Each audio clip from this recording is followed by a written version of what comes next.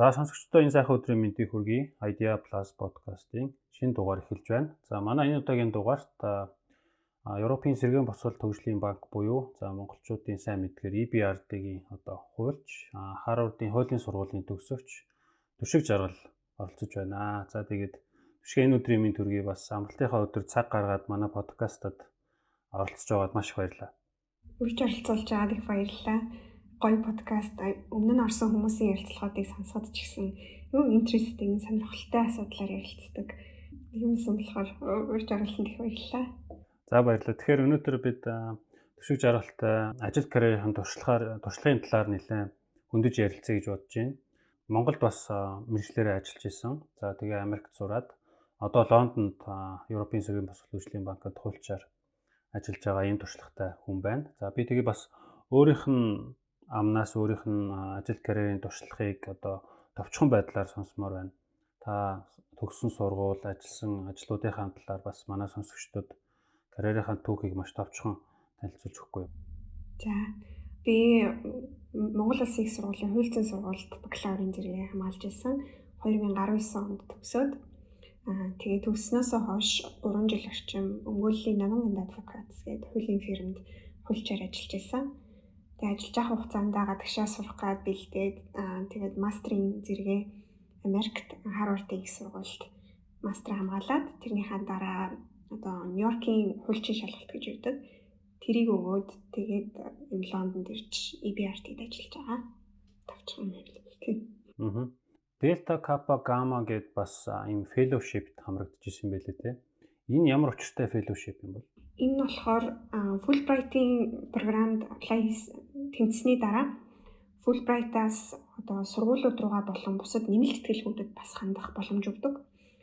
Тэрнийхээ хүрээнд болохоор яг эмэгтэй оюутнууд мастер болон түүнээс дээш зэрэг хөөж байгаа эмэгтэй оюутнуудад өгдөг тэтгэлэг.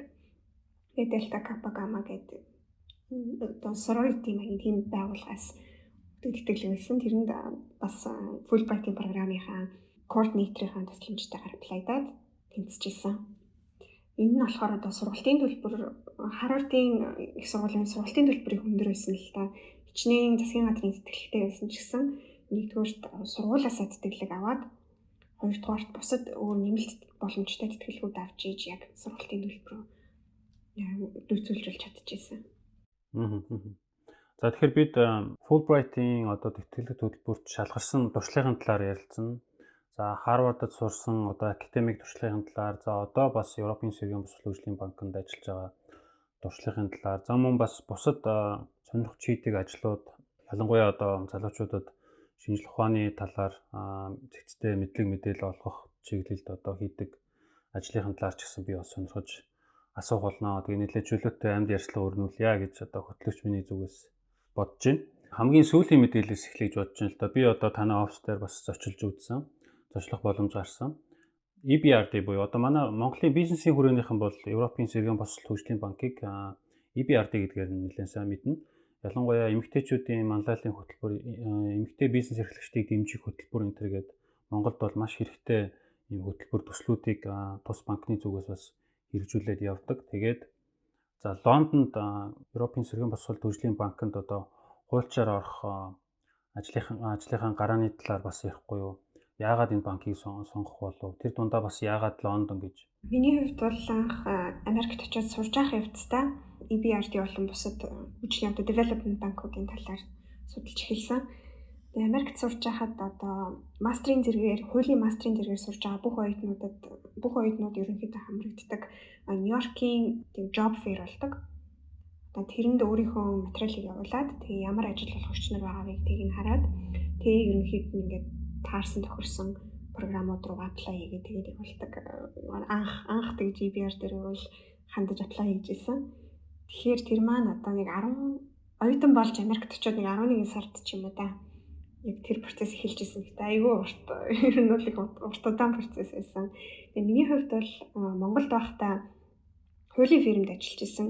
Илүү нэг хувийн сектор буюу private sector талтай хуулийн фирмэд ажиллаж исэн болохоор дараагийнхаа ажлын туршлагыг арай өөр газраас авч үзвэл сонирхолтой байх гэж бодож исэн. Америкт очиод магадгүй хуулийн фирмэд эсвэл өөр өөр улсад хуулийн фирмд ажиллавал бас л яг ажлын динамик орчин одоо ямар хувь байдлаар ажилдаа хандах уу, юу хийх вэ гэдэг нь тэрнтэй ижлэх нь л байх байсан баг. Гэтэ илүү ийм нөгөө хөгжлийн банк, development банк төрлийн илүү public sector руугаа хандсан ажил хийж үзвэл нэгдүгээрт нийгэмд үзүүлж байгаа миний өөрийн хувь нэмэр ямар авах вэ гэдэг бас чухал байсан. Тэгээ хоёрдугаарт ажлын туршлагын хувьд бол ингээд тис өөр орчинд одоо жижиг хуулийн фирм цөөхөлөө ажиллаж байгаа бүр ингээд хэдэн мянган хүнтэй олон улсад салбартай газар ажиллаж үзсэн гэдэг бол их сонирхолтой байсан. Тэгээд EBRD-г бол сонирхож apply хийгээд тухайдаа хандчихсан. Тэгээ намайг ажилд яг материалаа өгж явах үед EBRD-д бас 2 монгол хуульч ажиллаж ирсэн. Айгүйх дэмтэй тустай байсан. Сүндрия гэгч манай их саруулагч хоёулаа юм асуухад төвшөөлгөө дандаа надад зааварчилгаа тусалцаа үзүүлээд тэгээд аппликейшн тэгээ ярилцлагын маань процесс төлөх тусалж исэн. EBRD-д одоо орох процесс 11 сард эхэлсэн гэхэр чинь хэр удаан үргэлжилсэн бэ? Хэдэн шатны ярилцлага баг вэ? Бараг бүтэн жил болсон шүү. Би 11 сард материал өгөөд 1 сарын үед ярилцлагын хуваар аваад тэгээд 2 ярилцлага хийжсэн. Эхнийх нь бол 2 хуульчтайгаа. Тэгээд хоёр дахь ярилцлага нь бол одоо яг дарагтайгаа ярилцлага хийжсэн. Тэгээд тэрний дараа бас нэлээд удаан хүлээсэн хариугаа. Тэгээд дараа нь ахиж 3 дахь ярилцлаганд дуудагдаад тэр нь миний санаж байгаагаар 7 сард байсан санагдаж байна. Тэгээ ярилцлагын дараа ажлын офер авчихсан 8 сард юм да. Бараг жил гар болсон. Тэгэхээр чи одоо 3 шатны ажлаар явж штэ тий. Тэгээд бас нэлээд их хугацаа орд юм байна. Тэгэхээр энд бол нэлээд их бэлтгэл ажил орох болов уу гэж бодож байна. Тэгэхээр чиний анзаарснаар ер нь тухайн ажил гориглогчоос EBRD ер нь ямар чухал чадваруудыг голлон харж байна гэж чи анзаарсан бол? Миний бодлоор нөгөө хуульчийн technical skill гэж одоо байдаг. Яг чиний туршлагачин юу вэ гэдгийг маш сайн асууж байсан. Одоо CV-н дээр байгаа бүх жагсааж бичсэн ажилласан түүхүүд одоо ийм төсөл хөтөлбөрүүд дээр би ингэж ажиллаж исэн гэдэг тэднийг ч бүр нарийн детальны асууж исэн. Яг энэ дээр юу хийж исэн бэ? Ямар эрх зүйн асуудал тулгараад тэрийг нь чи яаж ямар шийдэл санал болгож исэн бэ? Тэгээ одоо жишээ нь Монголд миний санаж байгаагаар эсрэг гэгчийн хүчний төслүүд дээр манай хуулийн фирм их ажилладаг байсан. Тэгэхэд хамгийн их тулгардаг байсан асуудал бол одоо газрын эрхийн асуудал. Айгу тодорхойгүй байдаг байсан байхгүй. Энэ яг ашиглах эрх, эзэмших эрх одоо ч гэсэн их яригддаг. Тэгээ гадаадын хөрөнгө оруулалттай компани бол заавал ашиглах эрх авна гэтэл тэрнийх нь нөхцөл юунууд нь өөр. Тэгээд ийм нөхцөл байдлууд тулгарч байхад одоо үржүүлэгчтэй ингэж зөвлөгөө өгч исэн. Тэгээд ингээд цаашаа явж исэн төслүүд маань гэдэг. Ерөнхийдөө их жишээтэй. Тэгээ хийсэн зүйлээ яг ингээд маш сайн санаад ярилцлаганд орохын өмнө бүр ингээд детальны юу хийж ирснүүдээ сэргээж харах айгүй хэрэгтэй юм шиг санагдсан. CV-н дээр байгаа юмаа мэдээж ярьж чадахгүй бол ярилцлаган дээр үгүй шүү.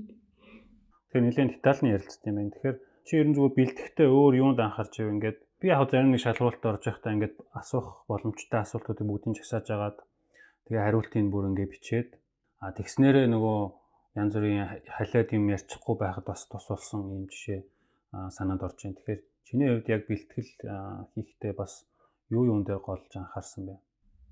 Би бас яг тэгжсэн. Одоо эхлээд мэдээж нөгөө нэг интернетээ сайн одоо ярилцлагын бүр ингээд хамгийн генерик энгийн асуултаас эхлээд бүгдээр ингээд нэг бичдэг. Би бас яг ингээд толгой доторх бодлуудаа биччихээ айгүй хэцэгцтэй болгодог. Тэгэхгүй шууд ярил айгүй юм хэцэгцгүй ярих гэдэг юм шиг санагддаг. Тийм болохоор яг тань шиг яг тэгж бэлтжижсэн. Бүх байж болох асуудлуудаа бэлдээд одоо тийм тохиолдолд миний бодлоор бол нөгөө хүн чинь бодож байгаагүй асуултыг асуусан ч гэсэн бэлдсэн хариултуудаа имлүүлээд нааш цааш нь оруулаад хариулт өгөхөд хамаагүй амархан байдаг санагдчихсан. Бас нэг анхаарах миний яг ярилцлаганд орохдоо анхаардаг юм бол хамгийн ихний асуулт одоо өөрийгөө танилцуул гэдэг асуултыг хүний толгойд үлдэхээр хариулт өгөх хэрэгтэй. Муу байсан ч хамаагүй, сайн байсан ч хамаагүй. Тэнд чи өчнөө хүнээс ярилцлага авч байгаа болохоор ядаж яг нэг ийм хүн арай ийм өөр байсан да гэдэг байдлаар өөрийгөө танилцуулахыг хичээжсэн. Тэгэхээр тэнд чинь бас нэг жоохон стори тейлинг явах гэдэг шүү дээ, тий? Тийм. Ийм сургалт төгссөн, ийм ажил хийсэн гэж дуусгах бол биш. Мэдээж миний сонсноор бол Их Британд бол ажлын байран дээр хэдэн зугаас ахвалаа хэдэн мянган хүнийг ажлын байран дээр өрсөлдөгөө гэсэн мэдээллүүдийг авч ийн. Тэгэхээр тэд дундаас яаж одоо ялгарх вэ гэдэг бол бас л ур чадвараас гадна бас жоохон тактикийн ч асуудал байж магадгүй гэж харж байна. За тэгэхээр бас дээрэс нь ер нь сурж байхдаа Харвардд сурж байхдаа одоо тус банкнд EBRD-д одоо аплай хийсэн байна шүү дээ. Тэгэхээр Харвардд сурсан нь одоо сурч байгаа нь тухайн үед одоо энэ сонгон шалруулахад бас хэр хэмжээгээр нөлөөлсөн гэж бодож байна. Маш сайн нөлөөлсөн гэж бодож байгаа. Нэгдүгээрт одоо сургуулийн карьер адвайс өгдөг тийм тустай центр байдаг.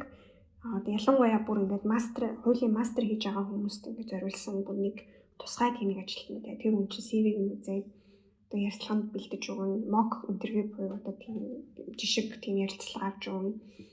Тэгээд өмнө нь одоо жишээ нь EBRD-д ажиллаж исэн Харвардын төгсөгч нартай холбож өгдөг. Гэх мэтчлэн ингээд оюутнуудтай маш сайн нөөц бололцоогоор хангаж өгдөг. Тэр нь их мэдээж хэрэгтэй байсан. Тэгээд хоёрдугаарт EBRD миний ажиллаж байгаа энэ position бол associate program гэдэг тусдаа програм байдаг. Одоо яг EBRD-ийн үйл ажиллагаа явуулдаг улсууд одоо Монгол, Казахстан гэдэг энэ улсуудын залуу хуульч нарыг эх орондоо ажиллаж исэн ямар нэгэн туршлагатай. Бас дээр нь Англи юм уу Америк тийм нэг common law системтэй улсуудад ингээд мэргэжил дээшлүүлсэн мастрын зэрэг хамгаалсан тийм хүмүүсийг авах юм сонирхолтой програм байсан. Тэгэхээр яг Харвардд ялангуяа Америкт сурч исэн гэдэг бол маш том одоо фактор нөлөө болж исэн гэж бодож байна. Сонгон шалралтын тухайд ерөөдөө ойлголоо. Тэгээд дотор нь ороод ажиллахаар чиний үед юу ямар санагдаж байна? Багийн соёлын хувьд за ялангуяа зүгээр гадны миний нүдээр бод хуульч нар бол амар л бичиг цаасны ажилтай. Ингээд зарим хуульч нартай таахаар ийм зузаан одоо ингээд бичиг баримт хэрэгцээ явж идэх те. Маш их ажилдаг, маш их уншдаг гэж би зүгээр ойлгодог. Тэгэхээр EBRD дээр одоо багийн соёлын хувьд чиний хувьд бас ер нь зүгээр бусад мэргэжилтнүүдийн хувьд сонсоход ер нь сурч болохоор тийм зүйлс юу анзаарчихсан бэ? EBRD-д ороход бол нэгдүгээр хамгийн түрүүнд анзаарч ирсэн зүйл бол хүмүүс нь хоорондоо маш гоё харилцаатай. Маш олон улсын үндэстний хүмүүс нэг дор ажиллаж байгаа гэхэд ерөөсөө тийм нэг өөр ажлын байрууд гараад идэг тийм сөргөлдөөн нэг тэгээ жоохон ингэ өрсөлдсөн жоохон токсик өрсөлдөөн ч юм уу тиймэрхүү юмнууд бол одоо ерөөсөө мэдрэгдээгүй. Тэгээ хүн болгон чамд ингэ тусламж үзүүлэхэд бэлэн хүн болгон ямар нэг асуудалтай байхад чинь сайн ойлгож дэмждэг тэр нь дулаан уур амьсгалтай надад их таалагдчихсэн. Тэгээд дотор явхад бас манай офис руу ороход ч анзаараад ингээд янз бүрийн хэлээр ярьж байгаа хүмүүс явна. Тэгээд хоорондын community их сайтай тэр нь их гоё санагддаг. Түүнээс гадна ингээд ажилчид нь зөвхөн ажлаас гадна өөр юм хийх боломжос олгож өгдөг. Одоо жишээ нь манай нэг хуульч бүр ингээд том дарга хуульч маань одоо EBRD-гийн ажилчтай зориулсан йогийн хичээл заадаг. Тэгээд ажилчид нь хүсэх юм бол одоо хоёр гадаад хэл сурах хүсэлтэд гаргаад багш авчираад офис дээр хичээл заалгаж болдог.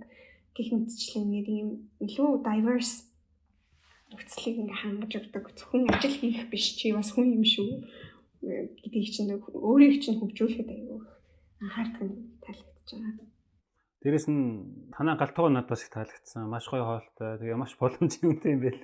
Тэгэхээр яг хуу энэ гоё одоо улс үндэстэн одоо зөв намайг очиж явж байхад мэдээж өөр Төв Азийн улсуудаас ирсэн хүмүүс ч гэдэг юм уу ингээд харагдчихсан л да. Тэгэхээр энэ олон соёлын ялгаатай хүмүүсийг ингээд нэг хэлээр ойлголцуулаад тэр гоё орчныг бүрдүүлэх дээр одоо EBRD-гийн хувьд одоо бодлого зохицуулалт, журам дүрм юу байдгийг тэрэн дээр одоо ер нь ямар хуу зүйл анзаарчихсан байж энэ хувьд. Одоо жишээ нь яг хуу ингээд ёс зүйн хувьд ийм байх ёстой гэдэг ч юм уу одоо ингээд баахан одоо зохицуултууд байдаг болов уу гэж би зүгээр таамаглаж байна. Тийм байгаа. Манайх их зузаан нөгөө нэг employee code of conduct гэнэ. Зузаан code of conduct-тэй.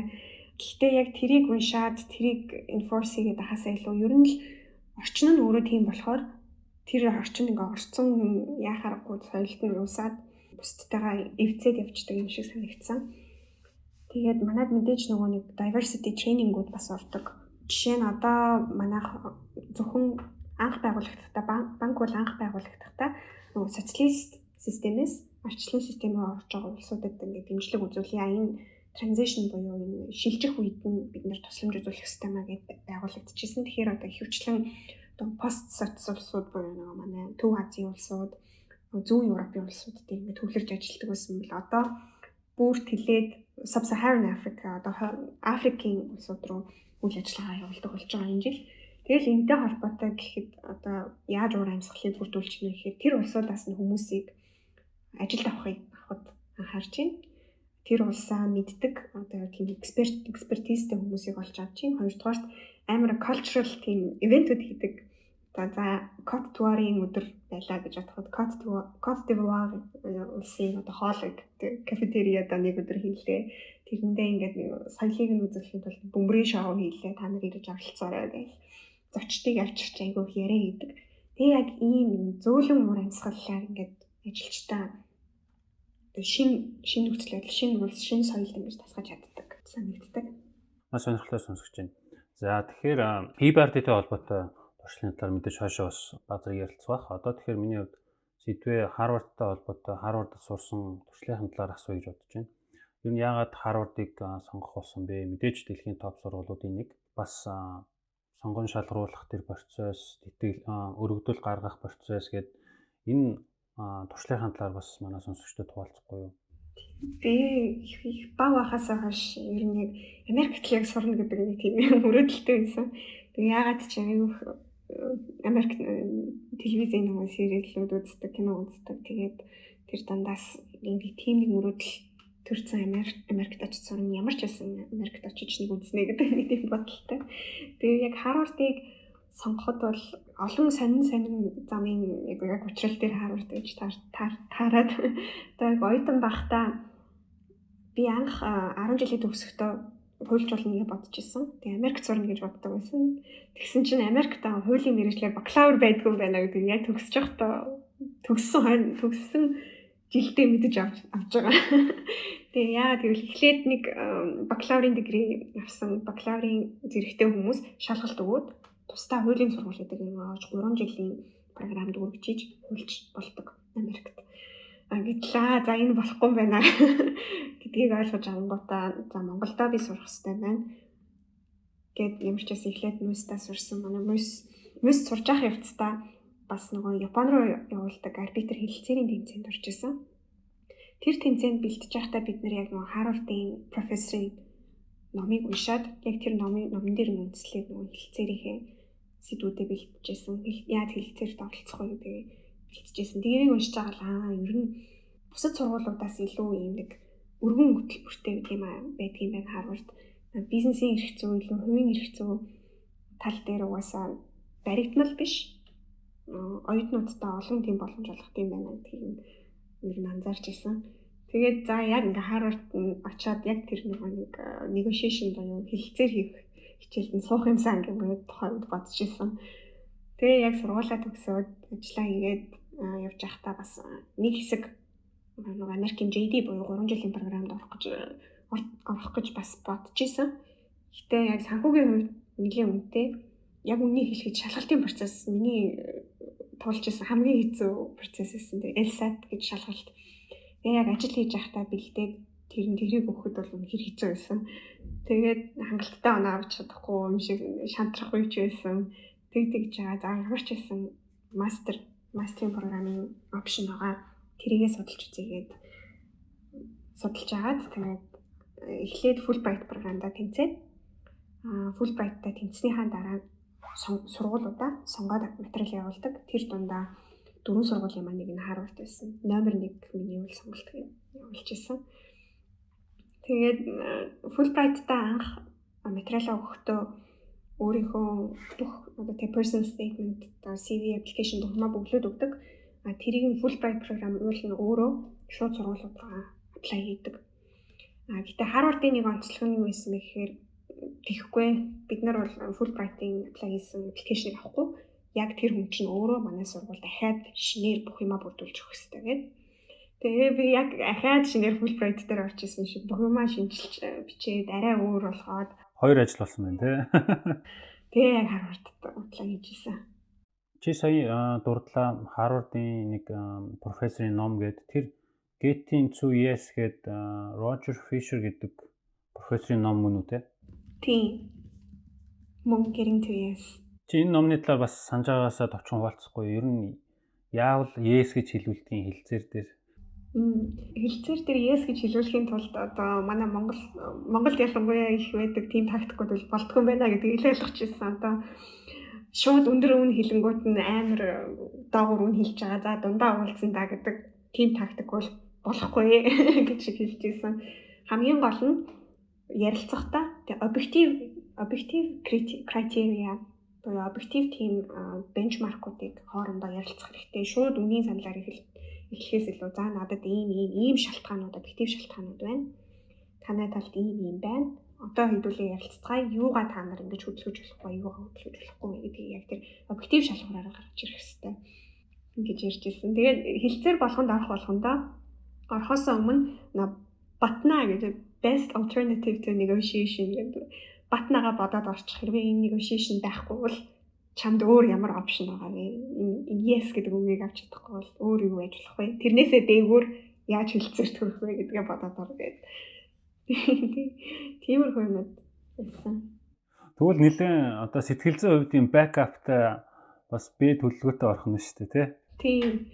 Тэгээд би Харвардд очиод яг энэ хичээлийг нь үзчихсэн. Өвлийн семестрээр ингээд айгүй интенс ордог одоо бүр яг 3-7 хоног тэр хичээлээс өөр хичээл байхгүй баг. Өдөр болгох negotiation хийн.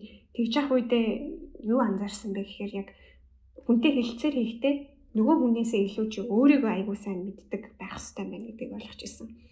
Чиний хаанаас ирж байгаа вэ? Ямар cultural backgroundтэй вэ гэдэг яг хэлцээрт яаж оролцох эсвэл өөрийгөө чамайг хүмүүс яаж харах вэ гэдгийг айгүйх нөлөөлт юм гэж бодож ирсэн. Маш сонирхолтой сонсогч байна. Энэ Getting to Yes гэдэг номыг бүр уншмаар санагдчихлаа. Тэгээ шууд сонирхолтой ялангуяа бизнес хийж байгаа хүмүүс бол заавал унших хэрэгтэй юм байна. За Harvard-д тэнцсэн туршлагын талаар өшөө илүү задлаад асууя. За personal statement эсэнүүд байх бах. За ер нь юу бүрдүүлдгийг те ярьцлага явдаг уу? Ер нь тэр сонгон шалруулах явц хэр хугацаа орсон бэ? Тэр талаараа бас манай сонсогчдод туршлага асуулж. Harvard-ийн application процесс бол 12 сарын 1-нд хаагдаад тэгээд 5 сар тариугаа авч ирсэн санагдаж байна. Тэгэхээр 5 сар орчим. Гэхдээ бэлтгэл хугацаа бол маш их орж исэн. Хэдийгээр өмнө нь одоо Fulbright бүх юмаа бэлтжижсэн гэсэн Harvard-ийн яг өөрийнх нь application гэсэн их өөр санагдаж исэн. Тэгээд application-ийн нөгөө нэг component буюу бүртлүүдийг нь бодохоор application form бүглэн. Тэр form дээр нь одоо зүгээр нэр овог гэдэг тийм юм байхгүй бас жижиг асуултуудтай яагаад ишээ орох гэж байгаа чиний сонирхол чинь юу юм ямар туршлага онцлмоор байна гэдэг ч юм уу тийм жижиг асуултуудтай тэр асуулт болгонд нь бас маш их бодож иж цөөнгүүгээр хариулах хэрэгтэй. Тэр миний хувьд бол их хугацаа авсан. Тэгээд CV-гээ өгнө. Тэгээд CV-ний хувьд Harvard-ийнхан өөрсдөө ч гэсэн ер нь зөвлөж ирсэн бидний утасны дараа хичнээн олон жилийн туршлагатай байсан ч 2 хуудасаас илүү урт CV хийж битгий өгч гэж хэлчихсэн. Тийм. Тэгээ мэдээллүүд хэрэгтэй яг үндсэн мэдээллүүдээ оруулаад 2 хуудас л CV өгөөр гэдэг тийм зөвлөгөөтэйсэн. Би бүр 1 хуудасыг л өгчихсэн. Тэгээд 2 personal statement, part A, part B гэдэг 2 төрлийн personal statement авчихсан. Тэрний юуны тухай одоо өөрийнхөө танилцуулсан талаар. Тийм. Нэг нь бол яг чиний өөрийн чинь түүх, origin story яг яагаад энд ирсэн, яагаад Harvard-д орох хүсэж байгаа гэдэг. Нөгөөх нь болохоор одоо ямар нэгэн эрхцэн асуудлыг хөндөд тэрийг судлаад одоо шийдэл оноос нь тийм эсэ байх хэрэгтэй. Тэр дундаас нь одоо тухайн apply хийж байгаа хүнийхээ нэг блог сэтгэлгээ яг сайн хөвлөж байна уугүй юу гэдгийг нь миний бодлоор тэрийг нь шалгах гэж бас давхар оруулдаг баг. Надад бол тэр personal statement-ийн эхний хэсгийг Fulbright бэлтэж байхдаа ер нь бодож исэн. Тэгээ тэрийг жоохон өөрчлөөд бичсэн болохоор айгу 2 дахь хэсэг дээр харин нэлээд бодож иж яаж илүү сонирхолтой байдлаар өгөх вэ гэдгийг их бодож иж шийдчихсэн. Тэгээ ярилцлага бол байхгүй. Аппликейшнээ өгөөд тэгэл хариу хүлээх. Тэгвэл урт хугацаа авсан да. Чи нь олж мэдсэн үү жишээ нь чиний одоо яг тэр apply-сан програмд хэдэн хүн одоо өргөлөөгөөд хэдэн хувийн ч юм уу одоо хэдэн хүнээс хэдийг авдаг ч юм уу тийм тоо энэ төр байд юм болов? Сайн яг нарийн статистикийг мэдэхгүй байна. Гэхдээ манай анги бол 170 орчим оюутантай мастрын анги байсан. Тэгээ би ганцаараа Монгол гэхдээ өвөр Монгол нэг оюутан бас байсан. Тийм тэр бас айгүй гоё байсан хантай. Өөр Монгол найзтай. Харвардын блог дээр чиний өгсөн ярьцлагыг бас уншиж ирсэн. Тэгээд үнэхээр тэр cohort буюу тэр peer community те чамтай хамт суралт одоо тохоо заалган суугаад суралцж байгаа тэр community бол үнэхээр гайхалтай байсан гэж хэлжсэн. Харвардын хамгийн гол давуу талуудын нэг болов уу гэж бодож байна. Чи энэ талаараа ярьж өгөөч. Харвардд бол маш олон улс үндэстний маш олон өөр backgroundтэй өөр газраас ирсэн хүмүүс нэг дор цугларсан байдаг. Тэгээ бүгд ухаантай, бүгд мундаг хүмүүс. Ялангуяа манай мастрын ангийнхан бүр биширмээр ухаантай хүүхдүүд байсан. Одоо нэг жишээ л гэхэд манай найз, Вьетнам найз хичээлүүд дээр ингээл зүгээр ингээ анхаарал ингээ төвлөрүүлэхгүй л сууж байгаа юм шиг харагдана. Өөр юм үзэж байгаа юм шиг. Тэгсэн мөртлөө ингээл гар өргөөл юм асуухад яаж ийм асуулт бодгоо гэж бодноор тийм асуултууд тавьдаг. Тэгээ бүгдээрнтэй нь ярилцаад суухаар ямар сайн нөгөө нэг логик сэтгэлгээтэй, ямар сайн хүлчнэр вэ гэдэг нь бүр ингээ clearly бүр ингээ шууд тодорхой харагддаг гэсэн. Тэр нэг гоё. Тэгээ зөвхөн мастрын оюутнуудаас гадна бид нараас докторийн оюутнуудтай хамт ажилладаг. Эсвэл нөгөө JD буюу нөгөө яг жирийн Америкийн системээр яваад яг 3 жилийн програмд сурж байгаа оюутнуудтай харилцдаг. Тэр нь бас гоё байсан. Тэгээ нэг жоохон ялгаа анзаарэгдсэн зүйл гэвэл одоо яг Америкийн системээр явж байгаа тэр 3 жилээр сурж байгаа оюутнууд маань нэлийн Америк фокустай. Тэгээ хичээл дээр ярьж байгаа юм ч гэсэн ер нь Америкийн л жишээг их ярьдаг. Тэгээ Америкийн системийг сайн ч мэддэг. Тийм болохоор тэрийг их ярилцдаг. Гэхдээ Америкаас гадуурх нөгөө олон улсын бусад улсуудын юм нэг их сонирхолтой юм шиг санагдчихсан. Гэхдээ аль талыг ингэж сонсох боломжтой байсан болохоор тэр их сонирхолтой туршлага байсан. 1 жилийн програм тэгээд академик хичээлийн хувьд хэр шахуу байсан бэ? Хэдийн хичээл үзсэн бэ? Чиний хувьд хамгийн сонирхолтой хичээлүүд юу байсан бэ? Академик бид нар 3 семестр, өглөө семестртэй нийлээд 3 семестр.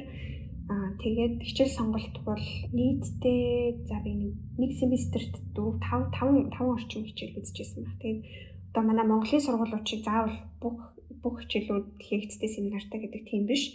Дан лекцээр ордог хичээлүүд байдаг. Дан семинар, эсвэл дан workshop буюу нөгөө саяны хэлцээний хичээл шиг яг workshop-оор явдаг хичээлүүд байсан. Тэгэхээр айгүй олон төрөлтэй. Эхэндээ бол бас очиод дасгад их хэцүү байсан. Хичээлүүдийн явагдаж байгаа процесс нь айгүй өөр. Америкт бол одоо багш хичээл заах биш, багшны хичээл зааж явахдаа шууд ингээд нэр дуудаад за чи яар гэдэг асуудаг ярьдаг. Тэгээ cold call гэж хэлдэг дэрэг. Тэгээ нөгөө унших листийг уншаагүй уншиж л очихгүй болохгүй тий. Тийм тэгээ олон хүний өмнө ичихгүй тулд ингээд сайн бэлтэж очих хэрэгтэй. Тэгээл унших материал гэхэд л бүр ингээд нэг хичээл үндсэн хуулийн хичээл байсан. Америкийн үндсэн хуулийн хичээл гэхэд л нэг өдрийнх нь баг 200 гаруй хуудас юм уншиж орох хэрэгтэй болдог. Тэгээл бүх кейсүүдээ ерөнхийд нь ингээд уншаад тэмдэглээд орохгүй бол хэцүү. Тэгээ тэр сурах арга барилаа гэл надаас аюу өөр зүйлүүдийг шаардж ирсэн Монголтой харьцуулахад. Тэгээ миний хамгийн дуртай байсан хичээл бол эцэст нь яг тэр үндсэн хуулийн хичээл байсан. Америкийн үндсэн хууль. Тэгээд хичээл зааж исэн багш маань үндсэн хуулийг 100% ингээд хууль гэдгээс нь илүү биш. Тухайн үеийн нийгэм түүхийн нөхцөл байдлууд ямар байсан? Тэр нь одоо дээд шүүхийн Америкийн тэр дээд шүүхийн шийдвэрүүд яаж ингэж илэрч гарч ирсэн юм бэ гэдгийг нь одоо маш гоё холбож ярьдаг. Тэгээд тэр багштай их дуртай байсан болохоор эцэст нь нөгөө диссертац тэр багштайгаа Монголын үндсэн хуулийг цэцэрвччихсэн. Оо ямар гоё. Би ерөөсөө үндсэн хууль судалж байгаагүй хүн байсан мөртлөө. Тийм. Тэр нь одоо мэржлийн биш биднэрт одоо хуулийн уншихад бол баг ойлгогддгүй шүү дээ. Тэгэхээр гоё контексттэй нэх заахаар бас их гоё авцалцсан гэж харж байна. Тийм. Тэгээд нэг жишээ гэвэл одоо Brown versus Board of Education гэдэг альтернатив кейс гэдэг шүү дээ. Америкт одоо юунуудыг school segregation байж болохгүй юм аа гэдгийг шийдвэрлэж исэн дээд шүүхийн шийдвэр. Тухайн үед одоо бид нэр эргэж харахтаа Brown улстай маш зоригтой энэ дээд шүүхийн шүүгч нар яаж ийм нийгэмдтэй ийм эрс шийдвэр гаргаж чадваа гэж шаарддаг гэлтгсэн. Манай багш бол ярихдаа түүхийг нь харуул ийм аль хэдийн нөгөө нэг civil rights movement явж исэн. Одоо шүүгч нарийнх нь ингээд үндэслэл бодлыг нь харахад ч гэсэн энэ шийдвэр бол бас ийм сюрпризний тийм нэг шийдвэр байгаагүй. Гэтэ шийдвэрээ бичихтэй энэ хүмүүс маш тийм нюанстай биччихсэн байна. Аль ч талд нь шүүмжлэх хэрэггүйгээр одоо яг эцсийн зорилготой одоо энийг segregation-ыг зогсоох ёстой гэж байгаа мөртлөө reason-ыг яаж бичих вэ гэдэг бол шүүгч хүний яг ухаан юм байна. Шалтгаанаа яг зөв болох нь гэдгийг их ойлгож ирсэн. Бичих чадвар бас их чухал байна. Тэрийг бас их ойлгоод явж байна. Чиний хувьд өмнөөс гадна Америк Канзас их сургуульд эмэгтэйчүүдийн манлайллын хөтөлбөрөөр суралцж исэн гэж би уншсан. Энэ тэгэхээр Харвардд сурахын өмнө хүн хэр хугацаанд үргэлжилсэн гэсэн үг? Энэ нь болохоор Монголд оюутан байхдаа солилцооны хөтөлбөрөөр явж исэн. Их гоё хөтөлбөр байдаг. Одоо сонсогч нар маань одоо их сургууль сурж байгаа эмэгтэй оюутнууд байвал Америкийн засгийн газраас жил болгон зарладаг SUSI гэдэг нэрээр нэг сайн мэддэг. Study in the University of Leadership Studies илүү. Тэгээ SUSI хандаад 3 сар орчмын хугацаанд Америкийн их сургуульд яг манлайллын хөтөлбөрөөр суралцах тийм боломж олгодог. Тэгээ энд бас бусад олон орнуудаас ирсэн оюутнуудтай нэг дор яг эмэгтэй оюутнуудтай яг тийм орчинд аюул гоё юм байлээ. Тийм байдалд тийм орчинд суралцаж үзээгүй болохоор яг нэгнээсээ сурах юм өөр тухайн улсын түүх сториг мэдж авах нь бас их сонирхолтой байсан. Тэгээ Канзасын их сургуульд 2 сар орчим 4-р курст байхдаа Монголд 4-р курст байхдаа сурч ирсэн. Маш гоё experience болсон байна. Тэгэхээр одоо би Fulbright руу эргээд орё гэж бодож байна. Хоёулаа сая Harvard-ыг тойроод төвчрөн ярьлаа. Тэгэхээр Fulbright-ийн тэтгэлэг бол бас олон жилийн түүхтэй нэр хүндтэй тэтгэлгүүдийн нэг жил болгон олон мянган мэргэжлүүдийг Америкт суралцах боломжоор хангадаг шүү дээ. Тэгэхээр энэ тэтгэлгийн гол шалгууруудыг чи бас өөрийнхөө туршлагатай холбоод ярихгүй юу? Одоо мэдээж бас эсэнүүд шаардах байх. Чиний хувийн мэдээллүүдийг шаардах байх. За тэгээд сургуулаа сонгосон тэрэндээ тэнцсэн байж иж бас энэ тэтгэлгийг авах хэрэгтэй болдог шүү дээ. Бас чивнэгтэй адилхан. Тэгэхээр чи Fulbright-ийн тэтгэлгийн талаар бас манай сонсогчдод мэдээлэл өгөхгүй юу? Fulbright-ийн тэтгэлэг бол одоо маш удаан хугацаанд явж байгаа. Америкт олон хүмүүсийг сургасан гоё тэтгэлэг. Миний хувьд бол маш том боломж байсан. Тэгээд зарлагдах үе нь санаж байгаагаар нэг 4 сард бол зарлагдчихсэн. Тэгээд тухайн үед намайг apply хийж байхдаа Монголын засгийн газрын Fulbright, Америкийн засгийн газрын Fulbright гэх хоёр тусдаа байдаг байсан л та. Гэхдээ шалгаруулалтын процесс бол нэг хэвчилхэн. Тэгээд эхний шатанд бол мэдээж аппликейшнээ бүглэн сургууль сонголт application form дээр бас бүглэх хэрэгтэй болдог. Тэгээд сургуультай бол apply хийсэн байх ёсгүй. Албагүй сургуулиудаа зүгээр өөрийн ормоор байгаа сургуулиудаа л чагсаага биччихдэг. Fulbright-та тэнцснийхаа дараа сургуулиудраагаа apply хийх тэнцэх гэсэн яг тэр процесс маань явна. Тэгээд application дээр бас нэг миний санаж байгаа юм бол яг л Harvard дээр нь төстэй жижиг асуултууд их байсан. Тэр асуултууд дээр бодож хариулт өгөх нь бас нэлийн цаг авдаг болохоор тэрийг хамгийн түрүүнд анхаарч хийх хэрэгтэй. Тэгээд recommendation letter буюу одоо тодорхойлох загтал. Тэгээд personal statement гэсэн юм ерөнхий бүтцтэй. Тэгээд дараа нь ярилцлага авчихсан нэг шатны ярилцлага гэсэн санагдаж байна. Тэгээд ярилцлагынхаа дараа хариугаа аваад тэгээд дараа нь бас нэг сургуульд apply хийх урт процесс маань эхэлчихсэн. Тэгэхээр бас нэлээд хугацаа орсон биз дээ. Жил гарна уу юу? Тийм жил гарan Fulbright-ийн процессор яваад тэгээд яг сургуультай хариугаа аваад дараа жилийнх нь амраас явчихсан. Ер нь одоо бүтэн цагийн ажлын хажуугаар энэ бүгдээ амжуулна гэдэг чинь бас нэлээд чаленж байдаг шүү тий. Хэцүү байсан. Тийм тэгээд энийг хийхийн тулд өглөө эрт ажил дээр ирж суугаад боддог байсан. Бүрдүүлэх юмнууд бичих юмнуудаа. Тэгээд миний хувьд хамгийн удаан бодсон зүйл бол personal statement-ийн маань сэдв байсан. Personal statement-ийг юу гэж бичих вэ? Ямар байдлаар өөрийгөө илэрхийлэх вэ гэдэг. Тийм тэрэн дээрээ сайн бодож анхаарах хэрэгтэй. Миний бодлоор одоо бас л storytelling авах хэрэгтэй. Тэгээ өөрийнхөө сторийг яаж хүнд хүргэх вэ? Өөрийгөө яаж илэрхийлэх вэ гэдэг яг нэг тийм сонгож аваад яг тэр димэндээ тааруулаад одоо өөрийнхөө сторийг нийлүүлээд бичлэх гоё юм шиг санагдчихсэн. Миний болохоор puzzle pieces тэгээ амар сонирхолтой байсан. Тэр сонирхлуудаа яаж ингэж эвлүүлж хуульч гэдэг мэргэжлийг сонгож ирсэн бэ гэдгийг биччихсэн.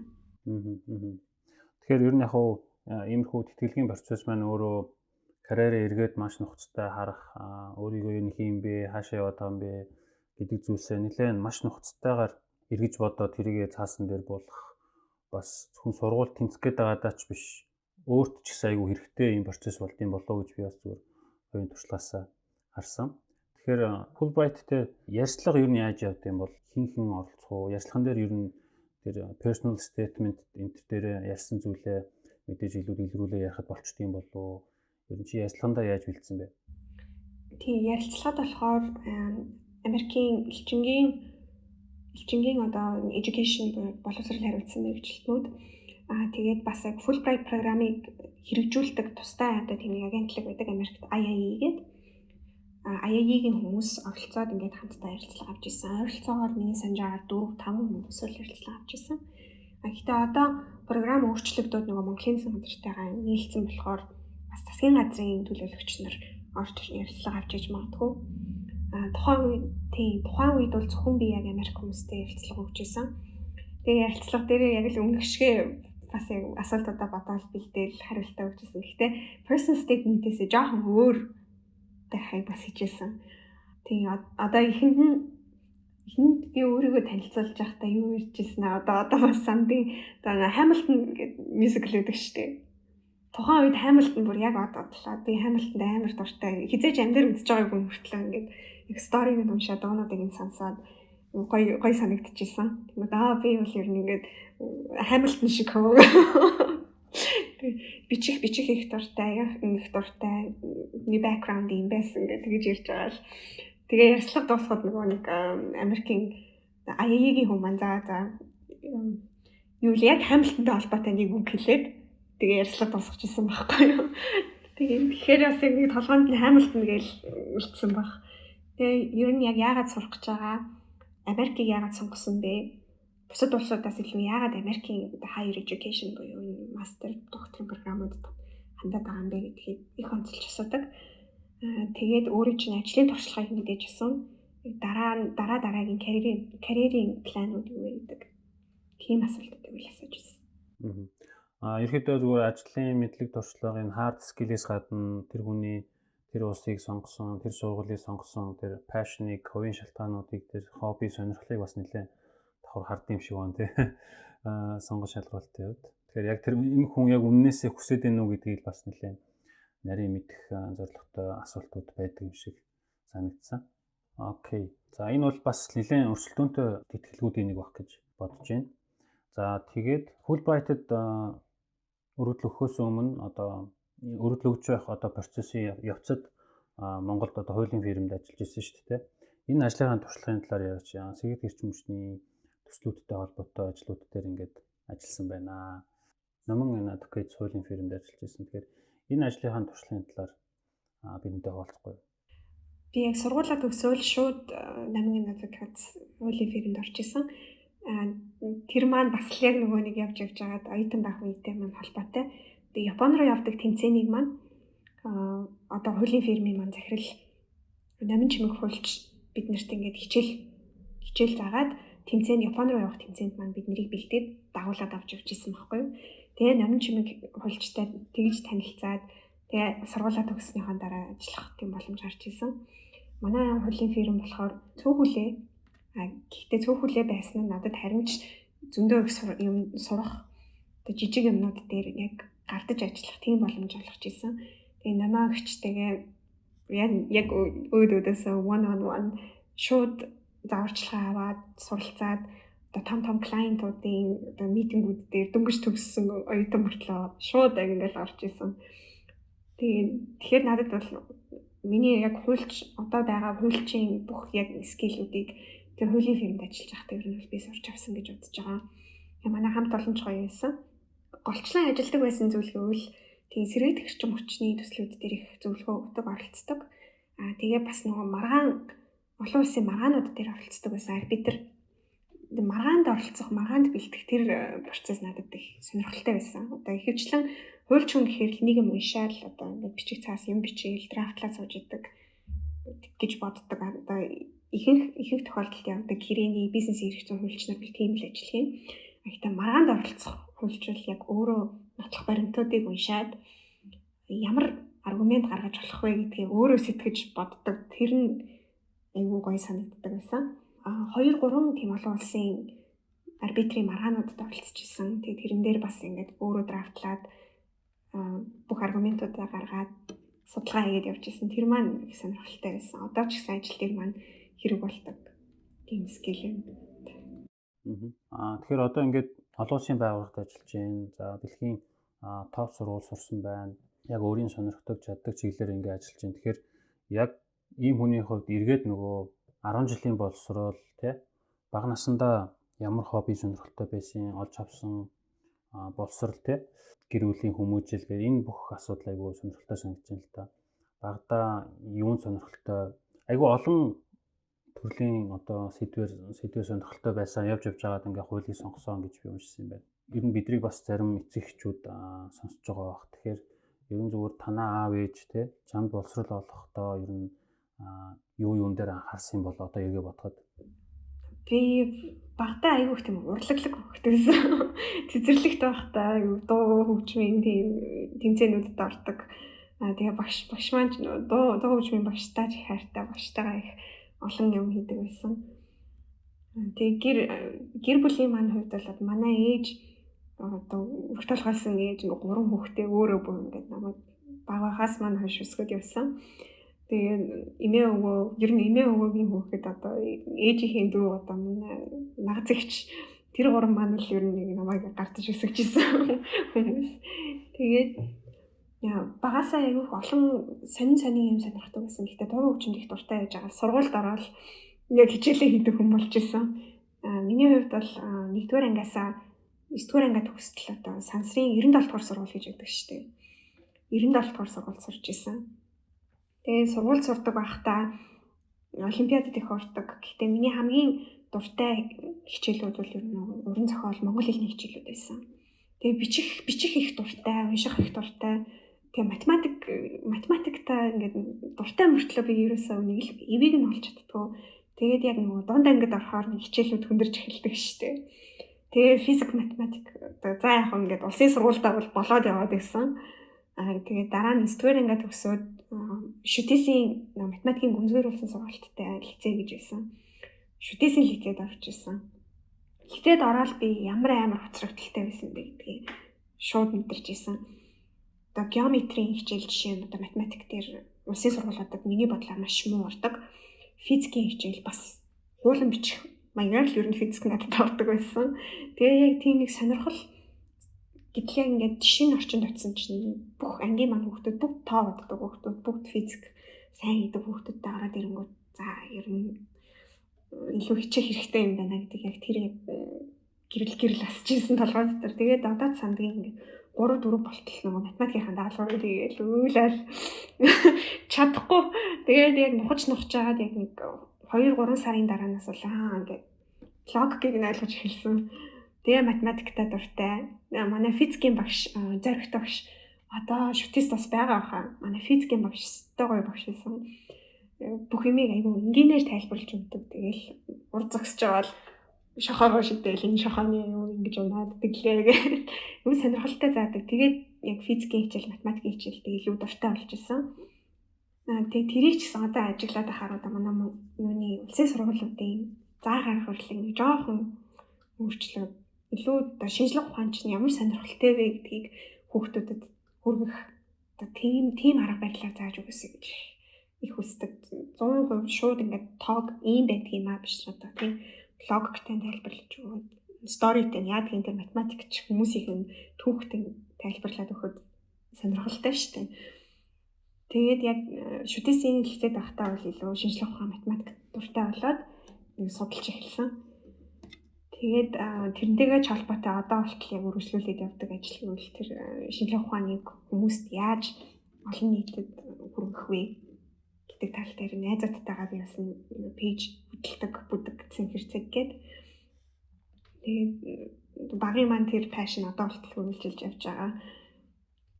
Чиний пэйжээр би тавьчихсан. Тэгээд одоо орон за физик, шинжлэх ухааны одоо маш гоё мэдээллүүдийг хүргэдэг юм байлээ.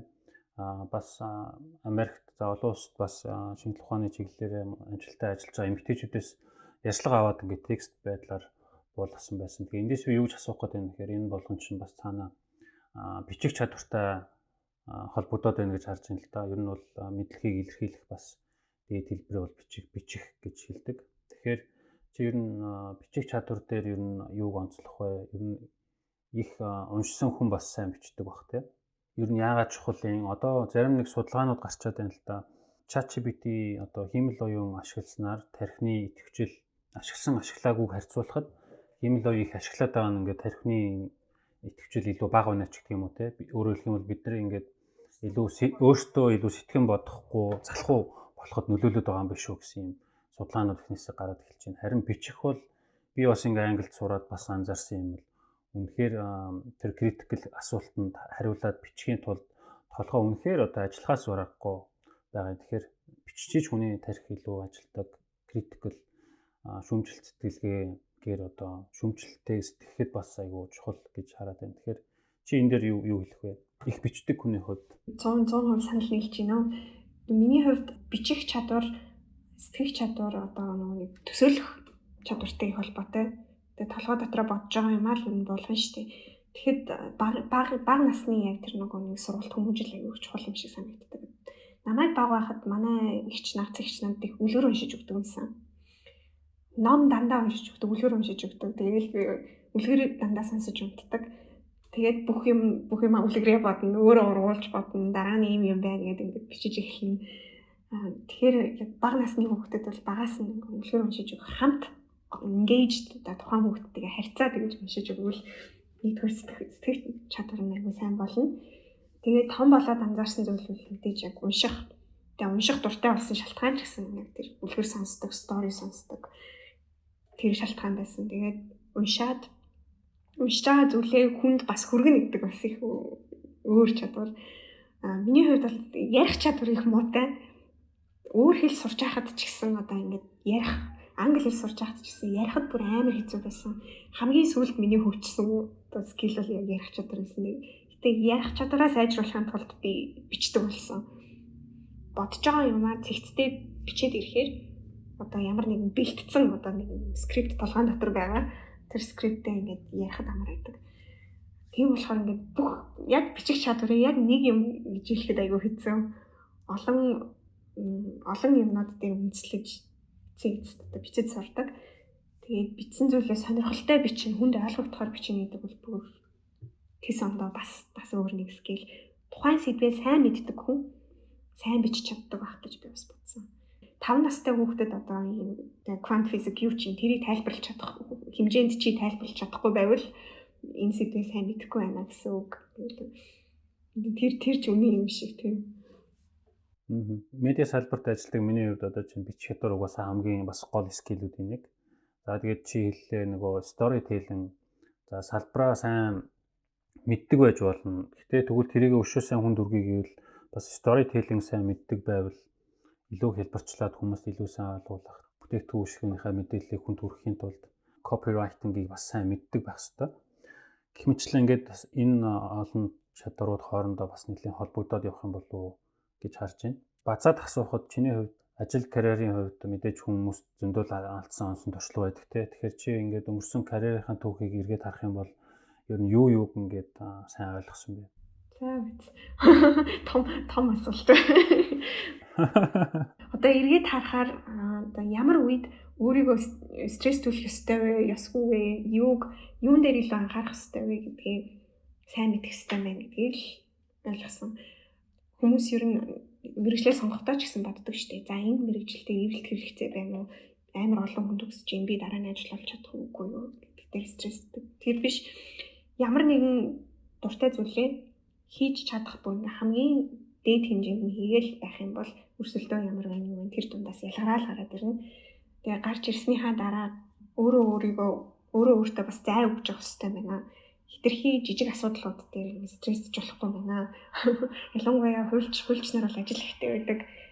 Тэр ажлаа хийхдээ тэрэнд ингээ ойртож байгаа approach маань ямар нэгэн асуудлыг шийдэхдээ бүх юмаа ингээд бүх асуудлуудаа нэг нэгээр нь бодох биш одоо нэг нэгээр нь дараагийн алхмуудаа бодоод явж байгаа гэсэн ер нь амьдрал юм байна л гэж бодсон. Тийм. Чамаа удирдах ажиллаж байсан мундаг хуульч нар ч гэдэг юм уу ер нь зүгээр авч ирсэн сайн зөвлөгөө гэвэл чи профессорудаас сонссон ч байт юм уу? Тийм зүйл байгаа юу? Одоо зөвлөгөө сурч авсан хамгийн том одоо Харвардад бол миний сурсан хамгийн том зүйл бол хууль дангаараа оршдог юм байна. Хууль нийгмээс тусдаа оршдог юм байна гэдгийг л сайн ойлгож ирсэн. Одоо хичнээн хууль шүүхийн шийдвэр ингэж гарч байгаа ч гэсэн тэр болгоны ард ямар нэгэн хүмүүс байдаг, нийгмийн маш одоо төвөгтэй асуудлууд байдаг. Тэр болгоныг хуульч хүн өөрөө толгой дотроо бодож тэг шийдвэр гаргах хэрэгтэй байна. Хэдий хууль хар цагаан ч гэсэн нийгмээс тусдаа оршдог юм байна гэдгийг сайн ойлгосон юм да. Тэр үндсэн үйл хичээлсэн. За хөтлөгчийн зүгээс асуу гэж бодсон асуултуудаа асуугаад дуусчлаа. Тэгэхээр бас сүүлийн хэдэн ормыг зочиндоо бас асуултгүйгээр үлдээе гэж бодож байна. Сүүлд нь хэлмээр байгаа юм гэвэл хүүхдүүдтэй ном уншиж өгөөрэй. Тэг хүүхдүүдийн хичээлийг нь хийхэд нь сайн тусалж байгаарэ. Чадахгүй байсан ч ойлгохгүй байсан ч хажууд нь хамт сууна гэдэг бол одоо эцэг их гэр бүлийнхний хамгийн том тийм спорт болт юм шиг байна. Илгэр сайн уншаарай, ном сайн уншаарай гэж хэлээ да. За баярлалаа. Тэгэхээр бас манай подкастад цагаа гаргаж оролцсон түшиж оролдоо маш баярлалаа. Тэгээд цаашдын ажилд нь маш өндөр амжилтыг хүсье. Та урьж оролцсон баярлалаа.